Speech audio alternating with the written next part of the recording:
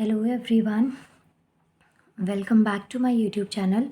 आज मैं आपको इग्नू के course BEGAE 182 English communication skills करवाऊंगी। देखिए, ये जो बुक है इसमें आपके ब्लॉक्स में इस बुक को डिवाइड किया गया है और अभी मैं इसका last block that is third block मैं आपको करवा रही हूँ। अगर आप इस वीडियो पे नए हैं तो मैं आपको बता दूं, अगर आप इग्नू से ना साइकोलॉजी या फिर BSc कर रहे हैं तो वो आपको मेरा एक दूसरा चैनल है फिज़िक्स फैंटम के नाम से गाइज, वहाँ पे आपको इसकी वीडियोस मिल जाएंगी। और अगर आप इग्नू से BA कर रहे हैं तो इग्नू एग्ज़ाम्स पर आपको यही वाला जो चैनल है हमारा, इसी पे आपको अपने BA के ऑलमोस्ट सारे सब्जेक्ट्स मिल जाएंगे। प्लस आप यहाँ पे ज्वाइन बटन को प्रेस करके आपको कुछ अमाउंट पे करना पड़ेगा, जिससे कि आप मुझे और इस चैनल को सपोर्ट कर सकते हैं और मुझसे पर्सनली कनेक्ट हो सकते हैं। स्टार्ट करते हैं हमारा थर्ड ब्लॉक, जिसका नाम है रीडिंग एंड राइटिंग स्किल्स। अब ये देखिए, इसकी यूनिट 1 मैंने कंप्लीट करवा दी है। आज हम इसकी यूनिट 2 करेंगे, जिसका नाम है वोकैबुलरी डेवलपमेंट। यहाँ पे देखिए आप, ये है वोकैबुलरी डेवलपमेंट। वैसे तो ना ये इग्नू का कोर्स है, लेकिन आपको पता है कि अगर आप नॉर्मल किसी कॉम्पिटिटिव एग्ज़ाम की प्रिपरेशन भी करते हैं तो वहाँ पे भी ना आपको वोकैबुलरी का एक इम्पॉर्टेंस पता चल जाता होगा कि वोकैबुलरी हमारे लिए कितनी ज़्यादा इम्पॉर्टेंट है। सो यहाँ पे पॉइंट्स कुछ आपको दे रखे हैं कि जैसे ब्रेक होती है प्रॉपरली करेक्टली होनी चाहिए, तो उसी तरीके से जब आप कुछ भी बात करते हैं, कोई भी आप सेंटेंस फॉर्मेशन करते हैं, चाहे वो सिंगल वर्ड हो सेंटेंस हो, तो वो चीज़ें जो है ना वो एग्जिस्ट कब करती हैं, जब आपके पास में बहुत अच्छी वोकैबुलरी हो। मतलब कि आपको अपनी बात कहने के लिए आपको एकदम सटीक और सही वर्ड्स की ज़रूरत पड़ती है, चाहे वो आपका रिटर्न फॉर्मेशन हो, चाहे आप ओरली किसी को कुछ कह रहे हैं। लेकिन जब आपके पास में पर्टिकुलर वर्ड होते हैं, अच्छे सही से वर्ड्स होते हैं, तो आपकी जो बात होती है वो लोगों को सही तरीके से समझ आती है। और कई बार ऐसा भी होता है कि जब वर्ड्स की लैकनेस होती है, हमारे पास ज़्यादा वर्ड्स नहीं होते, तो उस टाइम पे ना हम अपनी बात को सही तरीके से किसी को नहीं बता पाते हैं। The words that you can use appropriately when you say or write something from what is known as your active vocabulary, and those that you have an idea of or can guess the meaning of but cannot use confidently for a part of your passive vocabulary। अब यहाँ पे देखिए, जैसे vocabulary को हिंदी में हम कहते हैं शब्दकोश, तो यहाँ पे हमारे पास दो टाइप्स हैं। एक होता है आपका एक्टिव vocabulary और एक होता है बच्चा आपका पैसिव vocabulary। एक्टिव का मतलब क्या होता है कि जब आप किसी से कोई बात कर रहे हैं, चाहे आप कुछ लिख रहे हैं, चाहे आप बोल रहे हैं, तो आपके पास ना एक अप्रोप्रिएट वर्ड्स होते हैं जो आपको पता है कि वहाँ पे आपको वही वाले यूज़ करने हैं, तो वो होती है हमारी एक्टिव वोकैबुलरी। लेकिन जब कभी कभार आप किसी वर्ड का स्टेटमेंट का मीनिंग गैस कर रहे हैं, आपको एग्जैक्टली आइडिया नहीं होता है, तब आप वहाँ पे कुछ वर्ड्स को यूज़ करते हैं जो आप कह सकते हैं कि बहुत ज़्यादा कॉन्फिडेंटली नहीं होते, तो उसे हम पैसिव वोकैबुलरी कहते हैं। जैसे सपोज़ अगर आपके पास में शॉर्ट नोट आ जाए कि वोकैबुलरी क्या होता है, इस पे आपको शॉर्ट नोट लिखना है, तो आपको ना ये टाइप्स भी लिखने पड़ेंगे कि हमारे पास दो टाइप्स होते हैं। एक होता है हमारा एक्टिव वोकैबुलरी और एक होता है आपका पैसिव वोकैबुलरी। तो आप देख सकते हैं कि जो एक्टिव वोकैबुलरी है ना, ये बहुत लिमिटेड होती है, कम होती है पैसिव वोकैबुलरी के कंपैरिजन में। क्योंकि जब बात इमेजिनेशन की आती है ना, तो आप कुछ भी इमेजिन कर सकते हैं, कहीं से भी कोई भी वर्ड को आप इमेजिन कर सकते हैं। लेकिन जब बात आती है कि आपको बिल्कुल प्रॉपर वर्ड्स को यूज़ करना है, तो वहाँ पे ना आपके पास में थोड़ी सी लिमिट रह जाती है। आपके पास चीज़ें थोड़ी कम अवेलेबल होती हैं। देखिए, मैं एक चीज़ और बता दूं आपको, ये जो बुक है ना आपकी, इसमें चेक योर प्रोग्रेस से सिर्फ काम नहीं चलेगा, क्योंकि इसमें बहुत सारे ऐसे टॉपिक्स हैं जो आपको ना बुक के बीच में गिवन है। तो आपको करना ये है कि आप इसमें जितना मैं आपको समझा रही हूँ उसको अच्छे से पढ़िए, और उसके बाद में अगर आपके पास बुक है ना, तो इसको बहुत अच्छे से एक बार रीड कर लीजिएगा, आपका एग्ज़ाम बहुत अच्छे से हो जाएगा। अब देखिए, नेक्स्ट पॉइंट हेडिंग आती है हमारे पास, कुछ डिफ़िकल्टीज़ आती है लर्निंग में जब हम इंग्लिश वोकैबुलरी को लर्न करते हैं। वर्ड्स जो होते हैं इंग्लिश वोकैबुलरी जब आप लर्न करते हैं, तो उसमें ना कुछ डिफ़िकल्टीज़ आपको फेस करने को मिलती हैं। वो क्या क्या डिफ़िकल्टीज़ हो सकती हैं, जैसे learner of English as a second language में find a new stumbling blocks in the mastering this language. अब यहाँ पे कुछ हैं, जैसे कुछ वर्ड्स होते हैं जिसके बहुत सारे मीनिंग्स होते हैं, तो उसे हम क्या कहते हैं, होमोनिम्स।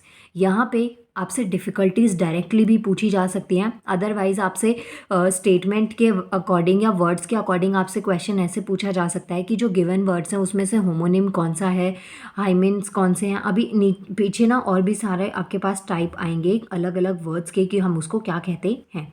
तो पहला जो हमारा टाइप आता है वो आता है आपका homonym, very very important. Homonym का मतलब क्या होता है, जहाँ पे स्पेलिंग सेम है, प्रोनाउंसिएशन भी सेम है, लेकिन जो मीनिंग है ना वो डिफरेंट आ जाता है, तो उसे हम क्या कहते हैं बच्चा, होमोनिम कहते हैं। अब यहाँ पे ना एग्जाम्पल है, देखिए सॉरी, यहाँ पे देखिए 3 एग्जाम्पल आपको दे रखे हैं। एक आपको दे रखा है क्लब वर्ड, ठीक है। इस क्लब को आप 3 जगह अलग अलग यूज़ कर सकते हैं। आपने डायग्राम में आपको समझ में आ रहा होगा, पहला क्लब कैसे, एक यहाँ पे मीटिंग टाइप में हो रहा है, एसोसिएशन ऑफ पीपल है जो कॉमन इंटरेस्ट शो करते हैं, तो वो क्या हो गया आपका क्लब।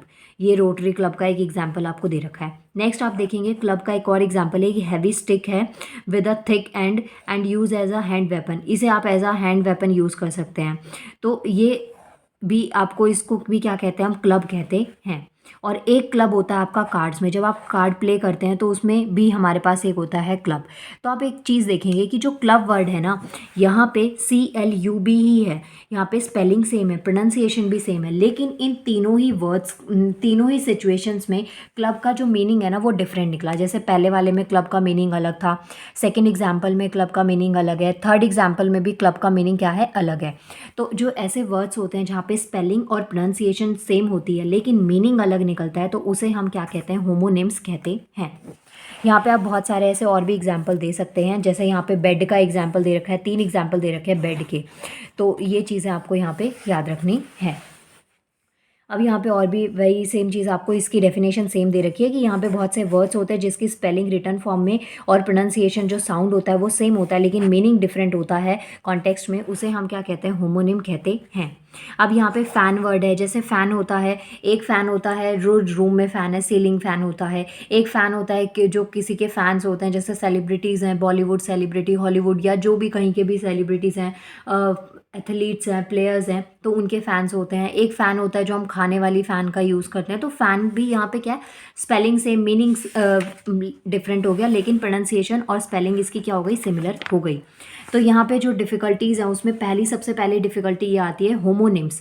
आपको नहीं मीनिंग पता होगा तो आपको कन्फ्यूजन हो जाएगी कि जो स्टेटमेंट में वर्ड है उसका क्या मतलब है।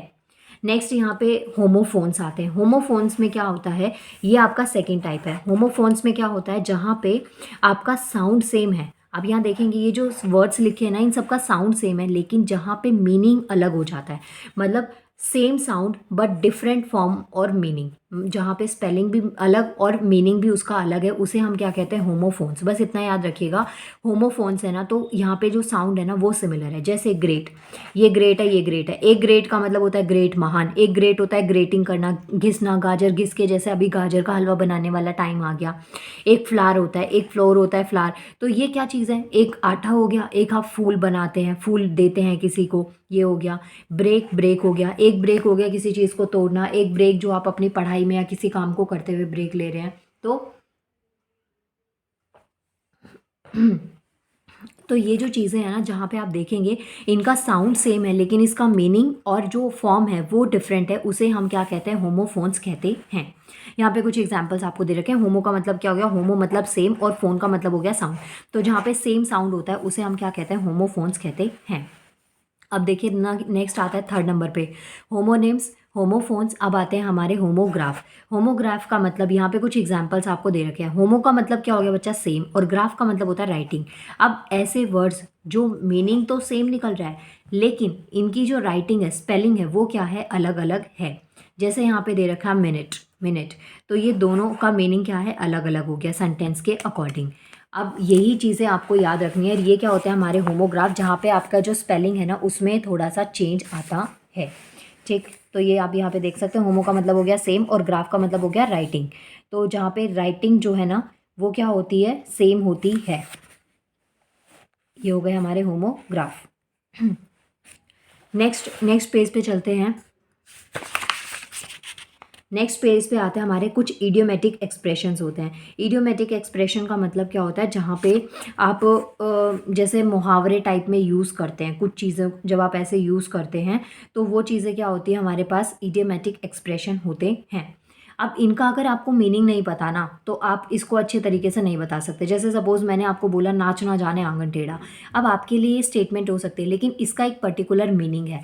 तो आप क्या देखेंगे कि जब हमारे पास इडियोमेटिक एक्सप्रेशंस होते हैं तो वहाँ पे क्या होता है कि आपके, जब तक आपको उसका पर्टिकुलर मीनिंग नहीं होगा, आप उस पर्टिकुलर मीनिंग से अवेयर नहीं होंगे, तो आप उसको ना सही तरीके से सॉल्व नहीं कर पाएंगे। और ये जो इडियोमेटिक एक्सप्रेशन है ये हमारे जब हम कुछ भी ऐसे राइटिंग करते हैं या फिर कुछ आप लिखते हैं ना, तो उसमें ये काफ़ी इंपॉर्टेंट होते हैं, एक अच्छा रोल प्ले करता है। तो ये यहाँ पे आपको इडियोमेटिक एक्सप्रेशन का कुछ याद रखना है। आप इसके बहुत सारे एग्जाम्पल्स भी देख सकते हैं, जैसे हिंदी में तो हम बहुत सारे एग्जाम्पल देख लेते हैं, लेकिन आप इंग्लिश में याद रख लीजिएगा। Like it is a piece of cake, मतलब पीस ऑफ केक का मतलब क्या है, जो काम आप कर रहे हैं वो बहुत ईजी है, खुद से आप कर सकते हैं, ठीक है। और kill two birds with one stone, ऐसा भी आपने सुना होगा, मतलब कि एक तीर से दो निशाने आपने सुने होंगे। और ये चीज़ें आपको समझ में आती हैं। और इसके अलावा एक और बहुत कॉमन है, let the cat out of the bag, मतलब कि जो सीक्रेट आपने छुपा रखा है, जो राज दबा रखा है, उसको बाहर आने दीजिए। तो ये जो चीज़ें होती है हमारे इडियोमेटिक एक्सप्रेशंस होते हैं। यहाँ पे कुछ पॉइंट्स आपको दे रखे हैं, आप चाहें तो इसको रीड कर सकते हैं, अदरवाइज हम आगे बढ़ते हैं। आगे आप देखेंगे फॉर्मल और इनफॉर्मल एक्सप्रेशंस होते हैं। फॉर्मल और इनफॉर्मल का मतलब हो गया, फॉर्मल का मतलब जहाँ पे आपके वर्ड्स बहुत ही लिमिटेड होते हैं, और इनफॉर्मल का मतलब आप जहाँ पे अपने कलीग्स में, अपने फ्रेंड्स के थ्रू आप बात कर लेते हैं। तो कुछ ऐसे एक्सप्रेशंस आपको यहाँ पे दे रखे हैं। Level of formality and the conscious of the some words also pose practical problems of students as a second language. In learning a new language there is a tendency to use more formal language in the normal conversational situations और vice versa. तो यहाँ पे कुछ words आपको दे रखे हैं, जैसे कि अफर्मनेस हो गया, डिटर्मिनेशंस है, स्टबर्नेस हो गई, ऑब्सेंसी हो गई। तो ये जो चीज़ें हैं ना, आपको इनकी सेम सिचुएशन, कई बार हमें होता है कि नहीं समझ में आता किस सिचुएशन में हम यूज़ करें, किस पॉइंट को कहाँ पे यूज़ करें, क्योंकि जब आप हिंदी की बात करते हैं उससे हम ज़्यादा फेमिलियर, हमें अच्छे से समझ में आती है, लेकिन जब बात इंग्लिश की आती है तो हमें इतना ज़्यादा समझ नहीं होती है, तो चीज़ें हमको ना समझने में थोड़ी सी देर लग जाती है। तो यही चीज़ें आप पॉइंट्स यहाँ पे इंक्लूड कर सकते हैं फॉर्मल और इनफॉर्मल के अंदर। अब यहाँ पे क्या है नेक्स्ट में, जैसे आपको अगर कुछ एग्जांपल्स भी लिखने हो तो आप वहाँ पे भी लिख सकते हैं कि जो फॉर्मल लैंग्वेज है ना वो थोड़ी कम पर्सनल होती है इनफॉर्मल लैंग्वेज के कंपैरिजन में। फॉर्मल लैंग्वेज में यूजुअली हम लोग वी प्रेफर करते हैं आई की जगह, लेकिन इनफॉर्मल में हम नॉर्मली बात करते हैं तो वहाँ पे आप आई वर्ड का यूज़ कर लेते हैं, ठीक है। तो ऐसे पॉइंट्स आप यहाँ पे इंक्लूड कर सकते हैं। नेक्स्ट आता है हमारे पास में होमोनिम्स। होमोनिम वर्ड कैटेगरी कैसी होती है, यहाँ पे आप देखिए, यहाँ पे कुछ आपको पॉइंट्स दे रखे हैं, जैसे सबऑर्डिनेट है जो उसके होमोनिम्स आपको बता रखे हैं। आप सबऑर्डिनेट में जैसे यहाँ पे एग्जांपल दे रखा है आपको क्लोथ, तो आप यहाँ देखेंगे क्लोथ में कुछ भी हो सकता है, शर्ट, ट्राउजर्स, फ्रॉक, कुर्ता, कुछ भी हो सकता है। तो सबऑर्डिनेट क्या हो गया, क्लोथ, कपड़े। अब वहाँ पे हाइपोनिम का मतलब हो गया कि यहाँ पे और क्लोथ में क्या क्या वैरायटी हो सकती है। अगर मैं बात करूँ ट्री, पेड़ कोई भी हो सकता है, यहाँ पे हाइपोनिम में इसके आपको एग्जाम्पल दे रखे हैं कि कौन कौन से पेड़ हैं। नीम हो सकता है, बैनियन हो सकता है, गुलमोहर है, कोई भी हो सकता है। Different methods of cooking, cooking के बहुत सारे तरीके होते हैं। लाइक आप बॉयल फूड खाते हैं, सिमर कर रहे हैं, बेक कर रहे हैं, रोस्ट कर रहे हैं, डीप फ्राई कर रहे हैं, स्ट्रीट फ्राई कर रहे हैं, कैसे भी आप कर रहे हैं, सॉटे कर रहे हैं। कलर्स में भी हमारे पास बहुत सारे ऑप्शंस होते हैं, ब्लू, रेड, जो भी आप कलर्स यहाँ पे देख सकते हैं। तो ये यहाँ पे इस साइड आपको सबऑर्डिनेट दे रखे हैं और यहाँ पे आपको इसके हाइपोनिम दे रखे हैं। तो ये पॉइंट्स आपको याद रखने हैं। नेक्स्ट हमारे पास में कुछ वर्ड्स होते हैं जिसको आप पार्टनरशिप में ही यूज़ करते हैं। पार्टनरशिप में कुछ वर्ड्स आपको यहाँ पे दे रखे हैं, जैसे ब्राइट, कलर। अब ब्राइट, फ्यूचर। अब ब्राइट वर्ड जो है ना, ये इसको ज़्यादा आप अकेले में यूज़ नहीं कर सकते, आपको उसके साथ कुछ लगाना पड़ेगा। यहाँ पे मैंने कलर लगा दिया। फेवरेट है, फेवरेट वर्ड को ना ऐसे ही आप यूज़ नहीं करते रैंडमली। आप फेवरेट पर्सन बोल सकते हैं, फेवरेट फूड बोल सकते हैं, फेवरेट कलर ही बोल सकते हैं। तो कुछ ऐसे वर्ड्स होते हैं जिसके साथ आपको कई ज़रूरत होती है कुछ चीज़ों को अलग से जोड़ने की। अब नेक्स्ट आते हैं हमारे पास में सिनोनिम और एंटोनिम। ये दोनों टर्म्स बहुत इंपॉर्टेंट है, अगर आप नहीं भी यहाँ से पढ़ते तो भी आपको इसका मीनिंग पता होगा। हिंदी में हम पढ़ते हैं, जैसे एंटोनिम का मतलब होता है ऑपोजिट, जिसे अब विलोम शब्द कहते हैं।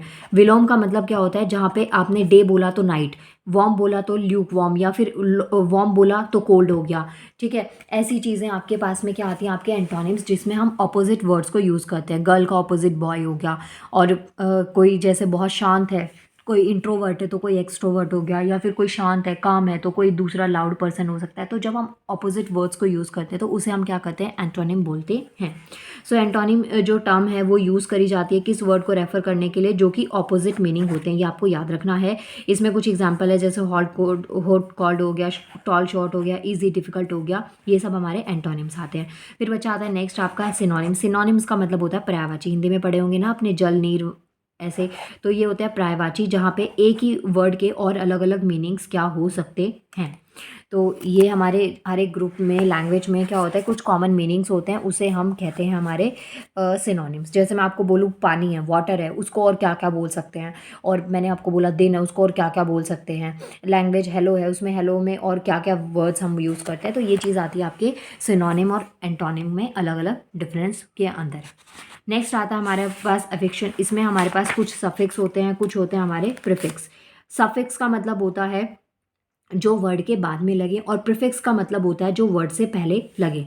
अब यहाँ पे आप देख सकते हैं कुछ हमारे पास कॉमन सफिक्स और प्रीफिक्स दे रखे हैं। जैसे यहाँ पे कॉमन वर्ड है, उसके आगे आपने अन लगा दिया, एबल वर्ड के आगे अन लगा दिया, तो ये क्या है, हमारे सफिक्स है, सॉरी प्रीफिक्स। प्री का मतलब होता है पहले, तो ये क्या हो गया बच्चा, प्रीफिक्स। इल हो गया, लीगल है, उसके आगे इल लगा दिया, एलिजिबल के आगे इल लगा दिया, एडवांटेज के आगे डिस लगा दिया, एग्री के आगे डिस लगा दिया। तो जो वर्ड्स आप आगे लगा रहे हैं ना, इनमें से कुछ भी वर्ड आप आगे लगाएंगे ना, अन, इन, डिस, इल, इर, इम, मल्टी, फोर, तो ये सब हमारे होते हैं प्रीफिक्स, जो कि वर्ड के आगे लग गए। यहाँ पे आप देख सकते हैं लिंगुअल के आगे मल्टी लगा दिया, पॉसिबल के आगे इम लगा दिया, तो ये आगे लगाने से इसका मीनिंग चेंज हो गया, इसको हम कहते हैं प्रीफिक्स। नेक्स्ट आते हैं हमारे पास में सफिक्स। सफिक्स में क्या होता है, जैसे ये जो वर्ड है ना, उसके पीछे लगा दिया आपने, बैग के पीछे एज लगा दिया, बैगेज बन गया। किंग के पीछे डम लगा दिया, किंगडम बन गया। स्टार के पीछे डम लगा दिया, स्टारडम बन गया। स्टेट के पीछे हुड लगा दिया, स्टेटहुड, बॉयहुड, ब्रदरहुड।